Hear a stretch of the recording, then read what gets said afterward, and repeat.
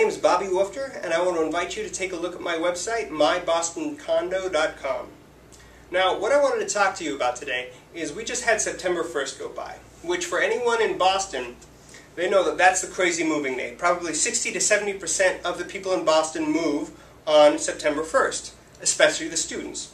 Now, the students have a difficult situation in Boston because there's not enough housing to go around, and it's very expensive. Suffolk University, for instance, is the second most expensive dorm in the country. $14,000 a year, and that does not include the 3 months of summer or times like Christmas vacation. To make matters worse, there is not enough housing around to go for the grad students or even all of the undergrads. So they have to go out into the community and rent from a private landlord. So to do that, you're lucky if you'll get it a decent place for $1,000 a bedroom. But rentals are never as nice as condos. They're there to make money. The fixtures are often old and outdated. You've got these 100-year-old buildings with tons of charm, but they haven't been kept up as nice as a home would. So if you're coming from the Midwest, you're in for some real sticker shock. Now, there's a solution that I've worked with some of my clients. Anybody that is in the position to, if you are able to buy a condo rather than pay for a dorm for your student over the 4-year term, you can come out quite ahead at the end. Let me show you what I mean. I chose one that is a 3-bedroom, 1-bath condo. It's nice, granite countertops, stainless steel appliances, hardwood floors. It's over on Park Drive, just close to public transportation, a lot of things. It's a nice, well-lit area. This condo is going for $470,000 a year. Rather, $470,000 asking. So let's just say, for this example, you decided to pay that. So the other fees that would go with it, you've got condo fees that are going to be $320 a month, and this includes heat, hot water, building maintenance, just about everything except electricity, internet, and cable. And then the taxes are going to run you about $4,500 a year.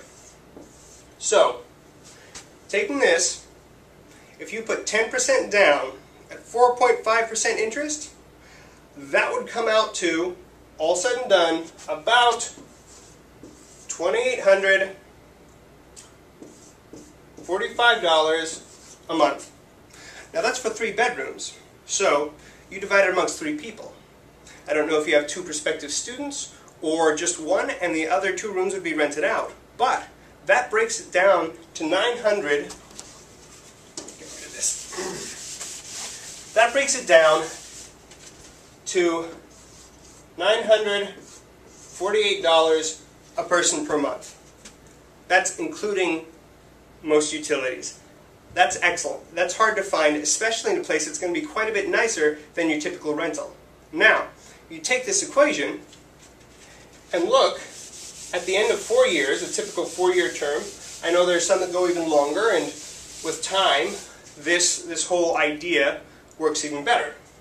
But for 4 years, just paying the mortgage payments, the equity you would accumulate is going to be roughly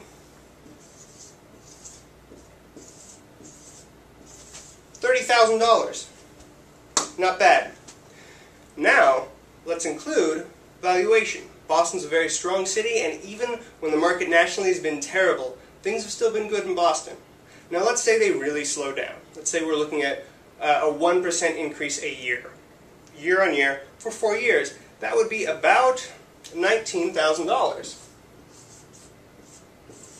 So, at the end of 4 years, you would be looking at a gain in close to $50,000. A lot better than just paying rent month after month and having nothing to show for it at the end. And after a lot of people do this, they decide to keep the property rather than sell it because it's such a surefire rental, it continues to be a good source of rental income. So, something to think about. I'd love to go over with this with you more. Please feel free to contact me at bobbyinbox@gmail.com or 717-917-8842. Again, my name is Bobby Woofter from mybostoncondo.com.